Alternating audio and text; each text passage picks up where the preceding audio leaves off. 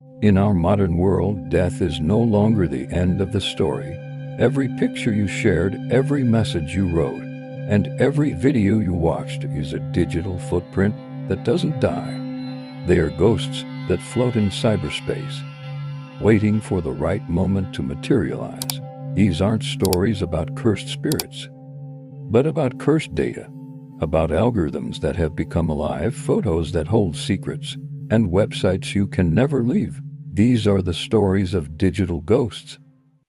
Story 1. The Ghost in the Code. Liam was a brilliant young programmer in his 20s, but dangerously idealistic. He dreamed of changing the world through technology and building something that would benefit humanity. After graduating, he got his dream job at a startup called Ceps, which allegedly worked on developing a revolutionary trading algorithm to help small investors make profits. At first, everything seemed perfect. The office was modern, the colleagues were friendly, and the CEO, Alistair, spoke enthusiastically about the algorithm that will bring financial justice to all. Liam's task was to develop the prediction engine for the algorithm. He spent his nights writing lines of code. Night after night, he was working on analyzing market data. But one night, while analyzing the data, he discovered something strange. The algorithm was predicting huge losses for investors in certain trades, but the platform was showing gains to the users. Liam felt scared, but he didn't say anything. He thought it was just a coding error. But it wasn't an error. The next day, while Liam was working, he received an email from a colleague saying, "Don't ask anything, just do your job." Liam started to feel that something was not right. He started to search for information about Ceps, and he discovered that the company wasn't real. The company was just a front for a huge fraud scheme. The algorithm he was working on wasn't helping people make profits, it was stealing their money. The algorithm was designed to make people believe they were winning, and then suddenly, it would take their money and leave them in a state of despair. Liam felt disgusted and angry. He had spent months working on something that was destroying people's lives. He felt that he was an accomplice in the crime. Liam started to think about how to expose the company, but he couldn't. He knew that the company was too powerful, and that it would destroy him if he tried to expose it. In the end, Liam decided to write a counter-algorithm. The algorithm was designed to expose the fraud and prevent people from falling into the trap. He believed that this algorithm was the solution.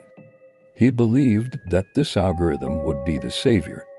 But when Liam was about to launch the algorithm, he received a threatening message on his phone. The message said, "We know what you're doing. If you publish the algorithm, we will know how to find you." Liam felt scared. He knew that his life was over. At that moment, Liam realized that the algorithm he was working on wasn't just code. It was something alive, something that was watching him. At that moment, Liam realized that Ceps was just the beginning. It was just a small part of a huge network, made up of thousands of scammers and thousands of victims. He knew that there was something watching him, something that was watching his every move. At that moment, Liam realized that the digital ghost is not just a story, but a reality. And at that moment, Liam felt hopeless. Weeks after that night, the file Liam's case was on its way to Mark, the young man who was looking for any glimmer of hope in the world of the internet. Story 2. The Echo Chamber. Mark was a talented young man, but he was suffering from unemployment. He had been looking for a job for months, but he couldn't find anything. He felt frustrated and hopeless. He spent his days browsing social media and watching videos about getting rich quick. He saw people smiling, making thousands of dollars in minutes. He believed that they had a secret that he hadn't discovered yet. One day, Mark found an account on Instagram for a person named Jackson. Jackson was promoting an exclusive investment group and promising guaranteed profits. Jackson appeared in his videos driving luxurious cars, wearing expensive watches, and sitting on yachts. Mark believed him.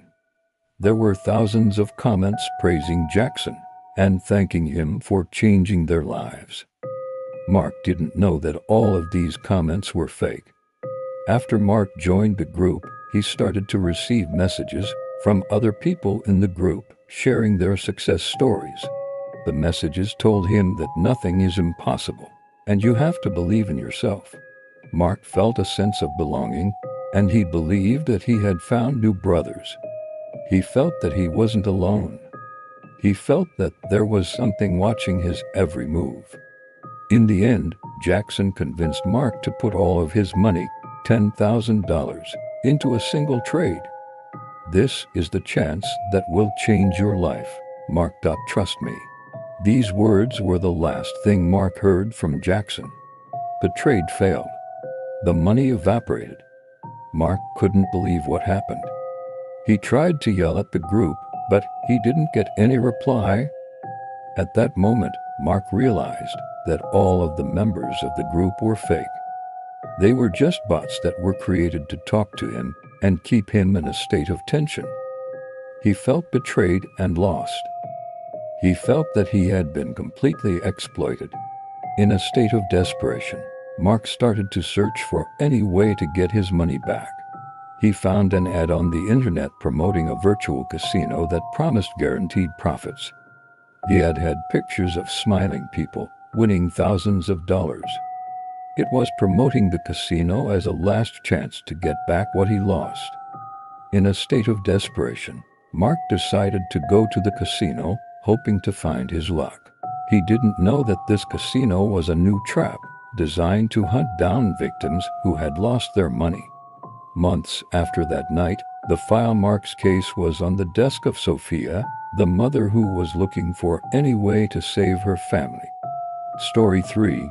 The Lone. Sophia was a single mother, living under great financial pressure. Her daughter was sick, and she needed an urgent surgery. Sophia was working an ordinary job, but her salary wasn't enough to cover the cost of the treatment. In a state of desperation, Sophia started to search for loans on the internet. She was looking for any way to get the money. Sophia found an ad on the internet promoting quick loans with simple conditions. The ad had pictures of smiling people getting loans. Sophia was so desperate that she didn't think about the consequences. She applied for a loan, and after hours, she received a text message saying that her application had been accepted. Sophia was happy, but the happiness didn't last long. The next day, Sophia received a threatening message on her phone. The message said, "We sent you the money, but you haven't paid back the loan. If you don't pay back the loan, we will know how to find you." Sophia felt scared, and she tried to contact the company, but she couldn't find any reply. David started to receive threatening messages on his phone. The messages told him that there was a gang that would come to kill him if he didn't pay. David was scared, but he couldn't do anything. In the end, David received a voicemail. The message was from a man telling him that they know where his family lives and that they would hurt them if he didn't pay. David felt terrified. He knew that his life was over. At that moment, David decided to go to his house and write a farewell letter. In that moment, David felt hopeless. In that moment, David felt that there was something watching his every move. In that moment, David felt that his life was just a game and that there was someone controlling it. Months later, the file David's case was on the desk of Ethan, the cybersecurity expert. Ethan was looking for any clue that would lead him to the losers' forums. Story 4. In scene hand. Ethan was a cybersecurity expert working in a major corporation. He had a dark past in hacking, but he had left that world behind. One day, Ethan was assigned to investigate a series of cyber attacks on a major company. The company thought that the attacks were just normal attacks, but Ethan knew that something was not right. Ethan started to analyze the data and he discovered that the attacks were not just normal attacks. The attacks were designed to hack into the company's financial systems and make them lose huge amounts of money. Ethan knew that there was something watching his every move. In the end, Ethan found a strange clue. He found an email on one of the employees' phones that said, "I lost all of my money in online trading." Ethan felt scared. He knew that something was not right. Ethan started to search for information about the company, and he discovered that the company wasn't real. The company was just a front for a huge fraud scheme. The attacks he was working on weren't just attacks. They were a part of a huge fraud scheme, aiming to deceive people. In the end, Ethan found a secret forum. It was called the Killer's Club. The forum was full of scammers who were sharing their stories about how they had deceived their victims. They were talking about how they used fake companies and how they controlled the victims' lives. At that moment, Ethan realized that there was something watching him. There was something watching his every move. There was something watching everything.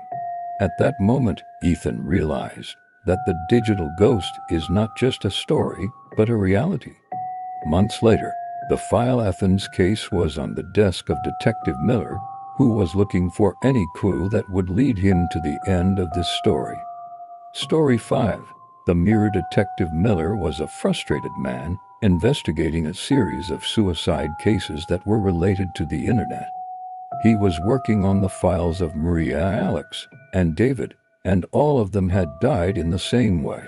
All of them had lost their money in virtual casinos and fake platforms.